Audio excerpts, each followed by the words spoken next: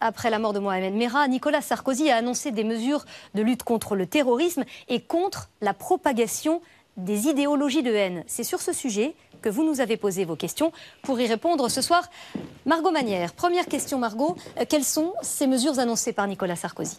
Nicolas Sarkozy a annoncé 3 mesures, moins de 2 heures après la fin de l'opération contre Mohamed Merah. La première, les personnes se rendant à l'étranger pour y suivre des travaux d'endoctrinement seront punies pénalement, tout comme celles qui consultent régulièrement des sites internet qui font l'apologie du terrorisme. C'est la deuxième mesure, elle fait particulièrement polémique. Enfin, le président a commandé au ministère de la Justice, je cite, une réflexion sur la propagation de ces idéologies dans le milieu carcéral.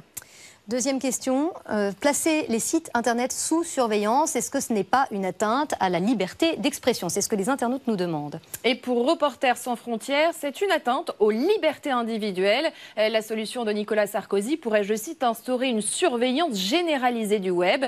Pas sûr, d'ailleurs, selon certains spécialistes, que le Conseil constitutionnel valide la mesure. Et puis, comme me l'expliquait une avocate, il existe déjà des dispositifs et l'annonce est très floue. Consultez de manière habituelle un site. Est-ce le consulter 1, 2, 3, 4 fois par semaine?